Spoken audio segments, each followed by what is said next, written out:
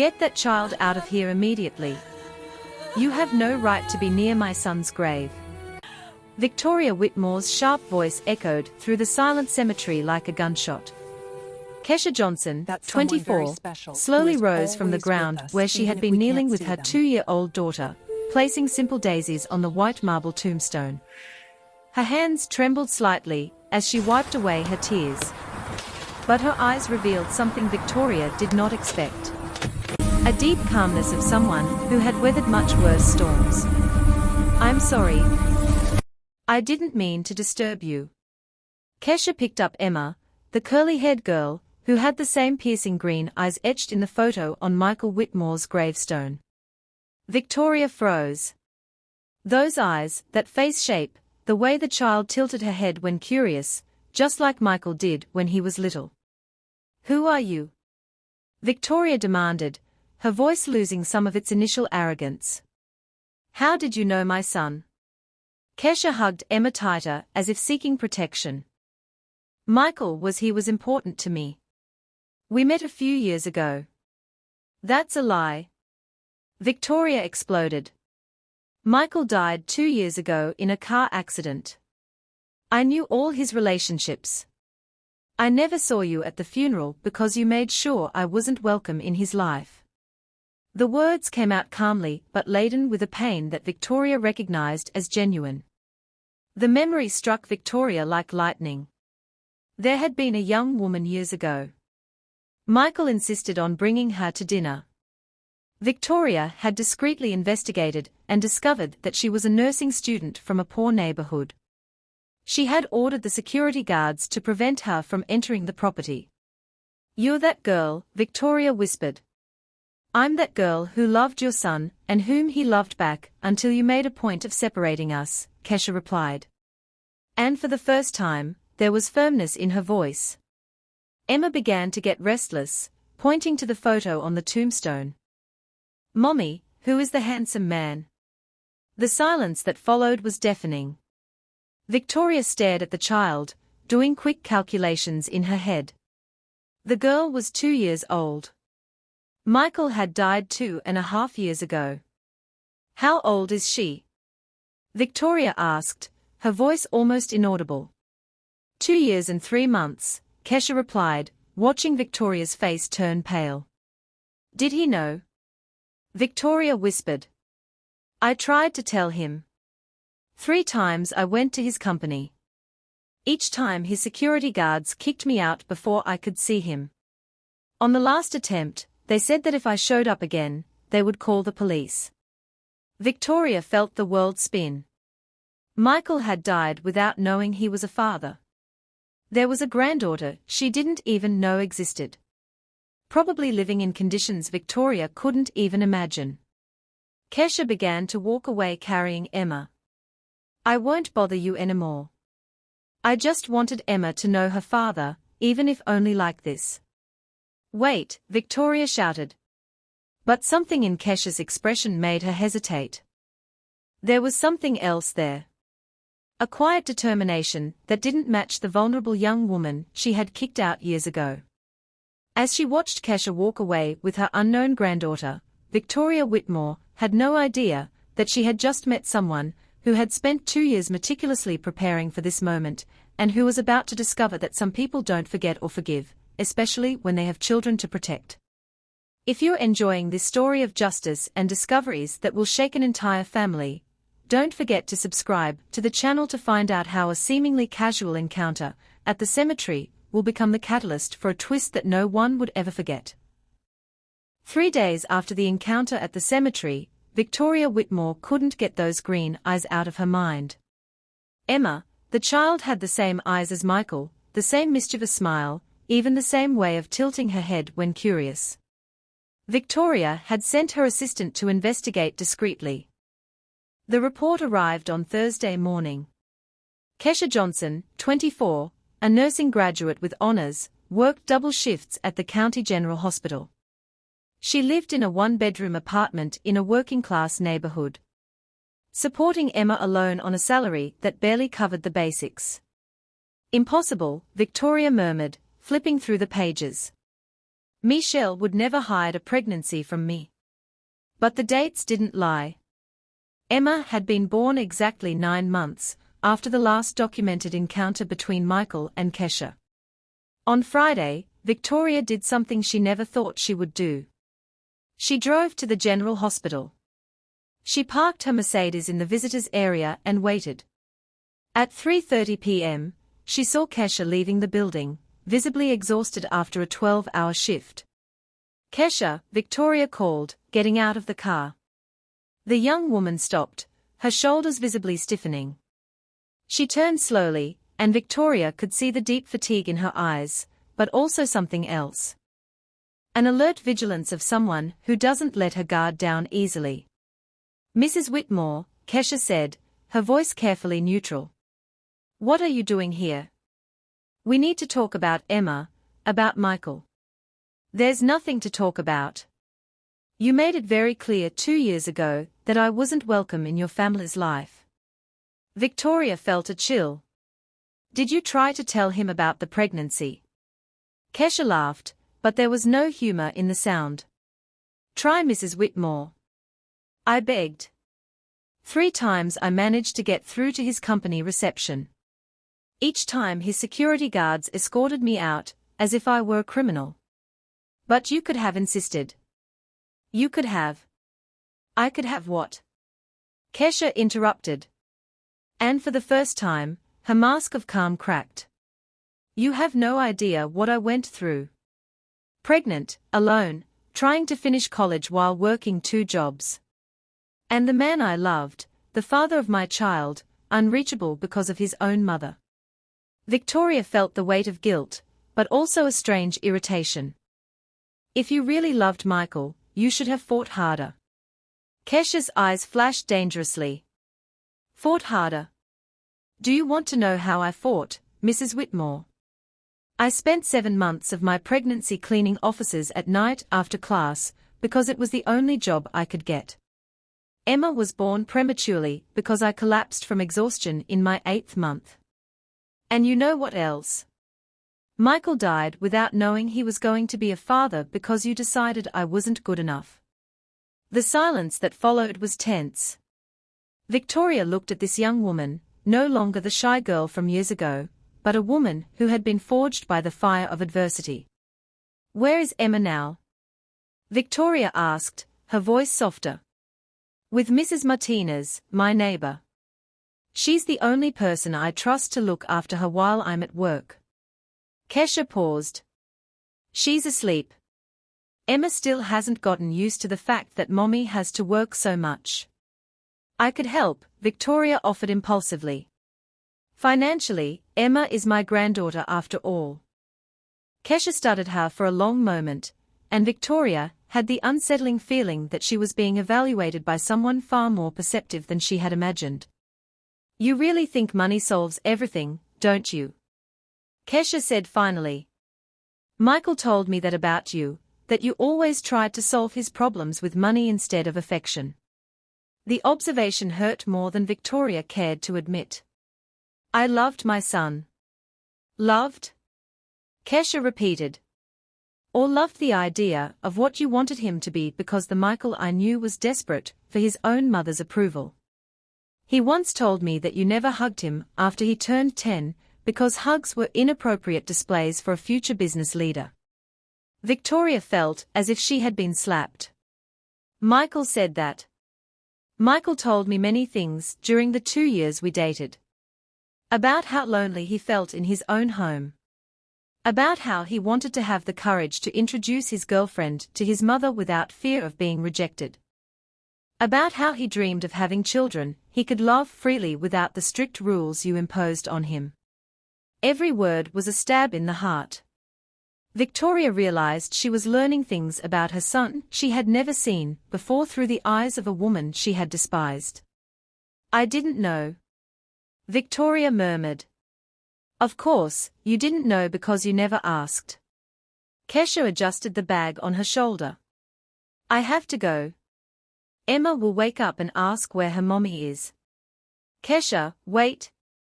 Victoria gently held the young woman's arm. Let me get to know my granddaughter better, please. Kesha looked at Victoria's hand on her arm, then at the older woman's face. There was something in her eyes that Victoria couldn't quite read. Not anger, not fear, but a quiet determination that made Victoria feel as if she was standing before someone who had spent 2 years preparing for this very moment. All right, Kesha said slowly. But on one condition: no lawyers, no investigations, no attempts to prove I'm a gold digger. If you want to meet Emma, it will be on my terms, in my time. Victoria nodded quickly, unaware that she had just agreed to play a game whose rules she didn't know against an opponent who had spent the last 2 years studying her every move. As she watched Kesha walk away, Victoria Whitmore had no idea that this young nurse had meticulously documented every injustice she had suffered, every door that had been closed, every opportunity that had been denied, and that she was about to discover that some people not only survive the cruelty of the powerful, but learn to use that cruelty as fuel for a justice that would be far more devastating than any impulsive revenge.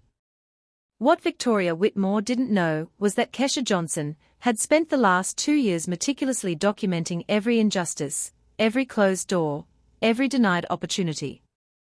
While working double shifts at the hospital and raising Emma on her own, she was also building something far more powerful than any plan for impulsive revenge: a legally irrefutable case.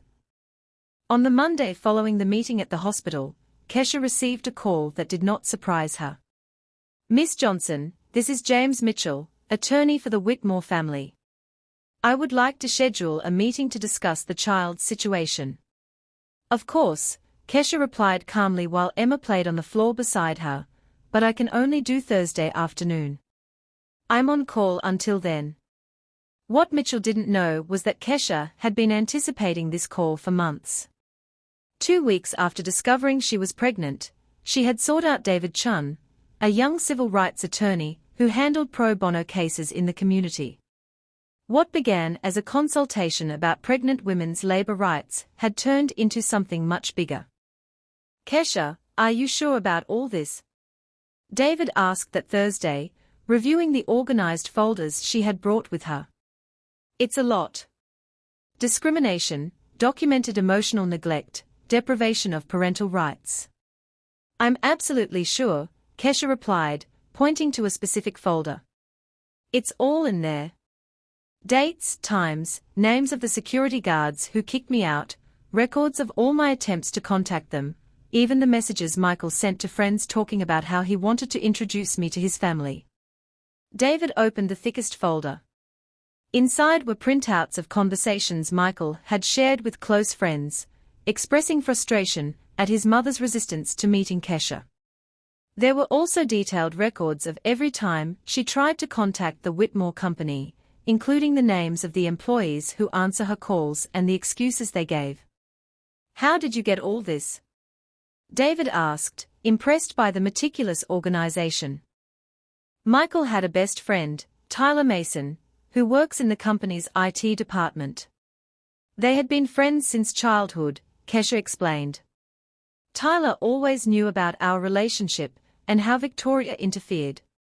After Michael died, he came to me. He said he had access to corporate emails showing how Victoria ordered my name to be put on a list of barred individuals." David stopped leafing through the papers and looked directly at Kesha. "Are you telling me you have documentary evidence that Victoria Whitmore deliberately prevented you from contacting Michael?" "Not only that," Kesha pulled out another file. "I have evidence that she had my personal life investigated without my consent using company resources. And there's more." She showed him a series of documents that David immediately recognized as private investigation reports. "Victoria hired a detective to assess my intentions with Michael. The report recommends discouraging the relationship by all legal means possible." "My God," David murmured. This is systemic. It wasn't just personal prejudice. It was an orchestrated campaign. And now she wants to help Emma," Kesha said, her voice maintaining the controlled calm that David had learned to recognize as a sign of absolute determination. "She wants to do what she thinks is right, but only on her terms. As always, David closed the folders. Kesha, you understand that with all this, we could not only secure paternity recognition and inheritance rights for Emma, but also sue for substantial damages. I know, Kesha said, but it's not about money, David. It's about justice. It's about making sure Emma never goes through what I went through. It's about showing that people like Victoria can't destroy lives without consequences. That's when Kesha's phone rang. It was Victoria. Kesha, I hope you don't mind, but I took the liberty of looking up where you live. I'd like to visit Emma tomorrow if possible. Kesha exchanged a meaningful glance with David before responding. Of course, Mrs. Whitmore, but perhaps it would be best to meet somewhere neutral. How about the playground near the hospital? Emma loves to play there. Perfect. And Kesha, I hope you understand that I only want what's best for my granddaughter. After she hung up, David leaned forward. She has no idea, does she? No idea at all, Kesha confirmed. Victoria Whitmore is so used to having absolute control that she doesn't even notice when she's being watched and documented. Every phone call, every meeting, every offer of help is being recorded. What about Emma? How does she fit into all this? Kesha looked out the window of David's office, where she could see the playground where Emma would play with her grandmother. The next day, Emma will get to know her family. She'll have everything she deserves, but it will be because Victoria has learned to respect boundaries, not because she has managed to impose her will once again. David smiled. You know, she'll probably try to use lawyers to pressure you, maybe even threaten custody action. I know, Kesha said, touching a folder she hadn't opened yet. And when she does, she'll find out she completely underestimated who she was trying to control. In the folder that remained closed were documents David had not yet seen.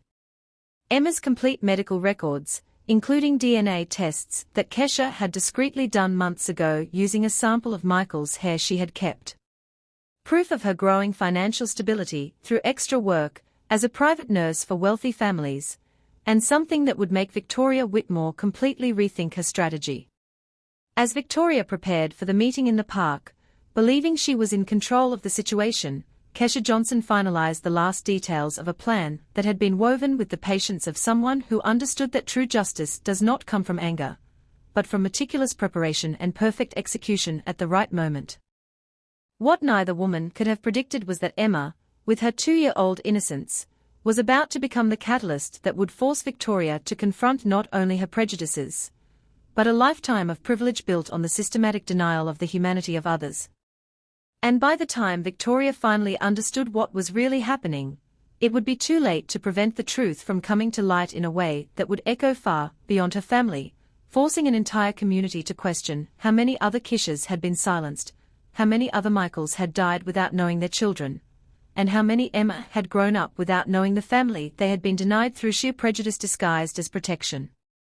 The meeting in the park on Saturday morning began exactly as Victoria had planned.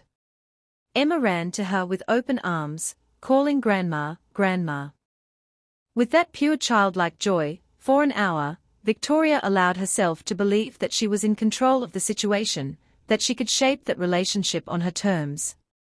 That's when her cell phone rang. James Mitchell, the family lawyer. Victoria, we have a problem. I received a court notice an hour ago. Kesha Johnson is suing you and the company for an impressive list of charges. Victoria looked at Kesha, who was pushing Emma on the swing with disturbing calm. That's ridiculous. What kind of charges? Systematic racial discrimination, unlawful interference in a relationship, invasion of privacy, misuse of corporate resources for personal investigation, emotional neglect resulting in death. Mitchell paused. Victoria, she has documentation of everything. Internal emails, security logs, recordings, reports from private investigators you hired. It's meticulous. Victoria's blood ran cold. That's impossible. How could she have access to Tyler Mason? Mitchell interrupted. Michael's friend in it. Apparently, he documented everything for years. And there's more. She had the girl's DNA tested months ago. Emma is definitely Michael's granddaughter. Victoria hung up and walked over to Kesha, who was still pushing Emma, as if nothing had happened. You sued me? Victoria asked, trying to keep her voice down so as not to alarm Emma. Kesha finally stopped pushing the swing, and looked Victoria straight in the eye. I warned you it would be on my terms.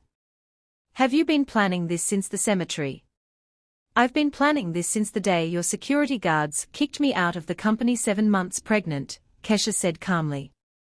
Since the day Michael died without knowing he was going to be a father. Since the day Emma was born without ever knowing half her family. Victoria felt panic begin to set in. What do you want? Money. I can transfer a substantial amount. I don't want your money, Victoria, Kesha said, taking Emma off the swing. I want justice and public acknowledgement of everything you've done. It was then that Victoria realized they weren't alone in the park. A man with a professional camera had discreetly positioned himself behind a tree. Another man was approaching. She recognized him as a reporter from the city's main newspaper. You called the press, Victoria whispered, horrified. I didn't have to call them. When you use the resources of a public company to persecute a pregnant black nurse, it becomes news of public interest, Kesha explained. Especially when that company has million-dollar contracts with the public health system, the reporter approached. Ms. Whitmore, I'm Jake Thompson from the City Herald. Could you comment on the allegations that you used Whitmore Industries to systematically prevent your son from meeting his granddaughter?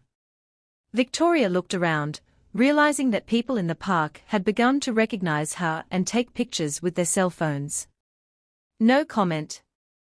What about the internal emails where you order Kesha Johnson's name to be put on a list of undesirable people? What about hiring private investigators with company money to discredit her relationship with your son? Victoria felt the world crumble. You don't understand. I was protecting Michael. Protecting him from what? Kesha asked. Emma now in her arms watching the commotion with curious eyes. From being loved, from being a father, from being happy. Tyler Mason appeared beside Kesha, carrying a thick folder. Victoria, remember me? I worked with Michael for 8 years. He told me about Kesha from the first time they met. He told me how you threatened to fire him if he continued seeing her. That's not true. Tyler opened the briefcase and showed her printouts of emails. Michael sent me this the night he died. Tyler, I'm going to meet Kesha tomorrow and ask for forgiveness. No matter what my mother does, I'm going to take responsibility for my daughter. He knew about Emma. The investigator you hired had found out about the pregnancy and told him. Victoria read the email, immediately recognizing Michael's writing. He knew he died driving back from the investigator's house, Kesha said softly. He was so desperate to see me that he drove in the rain at night after finding out that I had been trying to tell him about Emma for months. The silence that followed was broken only by the clicking of cameras. Victoria realized she was at the center of a media storm that she herself had created through years of systematic prejudice. Why are you doing this? Victoria whispered. Because Emma deserves to grow up in a world where her existence isn't seen as a problem to be solved, Kesha replied. Because other women like me deserve to have their voices heard. And because Michael deserved a mother who loved him for the man he was, not for what you wanted him to be. Victoria's cell phone rang again. It was Clarice, her cousin and vice president of the company. Victoria, have you seen the news? The board is in emergency session. Company shares have fallen 15% in the last 2 hours. We have clients canceling contracts. You need to come back now and control this situation. Victoria looked at Kesha, who held Emma with the dignity of someone who who had weathered far worse storms and emerged stronger. "How can I fix this?" Victoria asked, her voice breaking. "You can't fix it," Kesha replied. "But you can start by publicly acknowledging what you've done. You can ensure that Emma has all the rights she should always have had. And you can learn that privilege without responsibility is just oppression in disguise." As Victoria walked away, pursued by reporters and cameras, her business empire beginning to crumble under the weight of the exposed truth, she finally understood what she had lost. Not just a child, but the chance to know an extraordinary granddaughter raised by a woman whose strength of character surpassed any material wealth. And most devastating of all, the realization that Emma, at only 2 years old, already showed more compassion and humanity in her curious little eyes than Victoria had shown in decades of privileged but emotionally barren living. What Victoria could not have imagined was that this public humiliation was only the beginning, and that Kesha still had one final revelation that would transform not only their lives, but force an entire community to rethink how many other families have been destroyed by prejudice disguised as protection. 6 months after the scandal that rocked the entire city, the consequences of Victoria Whitmore's public exposure continued to unfold like perfectly aligned dominoes. Whitmore Industries had lost 60% of its government contracts after the discriminatory emails were revealed. Victoria was forced to resign as CEO, while the board implemented diversity reforms in a desperate attempt to save the company's reputation. Kesha, on the other hand, was thriving in ways she hadn't even imagined.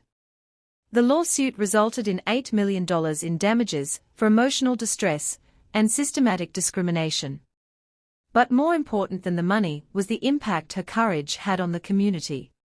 "Mom, you're on TV again," Emma shouted excitedly, pointing to the screen where Kesha was giving an interview about her new foundation for single mothers. With part of the settlement, Kesha had created the Michael Whitmore Family Support Center, a deliberate irony that honored the memory of the man she loved while helping other women avoid going through what she had. Tyler Mason, Michael's friend who had provided the crucial evidence, was promoted to IT director at the revamped company, now led by a more diverse board that valued integrity over privilege. Victoria, isolated in her empty mansion, had tried to contact Kesha multiple times, but all calls were ignored. The woman who once controlled everything with an iron fist now depended on antidepressants to sleep. Tormented by the weight of having lost not only an empire, but the chance to truly know her granddaughter. On a sunny afternoon, Kesha watched Emma play in the playground of the community center she now sponsored. The girl, now 3 years old, had grown strong and confident, surrounded by a community that celebrated her existence rather than questioning it. "Kesha." A hesitant voice made her turn around. It was Victoria, visibly aged, holding a bouquet of daisies. The same simple flowers Kesha brought to Michael's grave. "I came to ask for forgiveness," Victoria said, her voice breaking, not expecting a second chance. "Just forgiveness?" Kesha studied the woman who had destroyed her life years ago. "Victoria, forgiveness isn't something you ask for. It's something you earn through real change. I know, and I know it's too late to fix what I did." But Victoria looked at Emma, who was playing happily, oblivious to the conversation. "She's beautiful. Michael would be proud." "He would," Kesha agreed. "But not because she's beautiful. Because she's growing up in a world where her humanity isn't questioned." Victoria nodded, tears streaming down her face. "You won, Kesha. In every way possible." "I didn't win anything," Kesha corrected gently. "Just making sure Emma grows up knowing she's worth more than any prejudice they try to impose on her." As Victoria walked away, Kesha reflected on the extraordinary journey she had taken.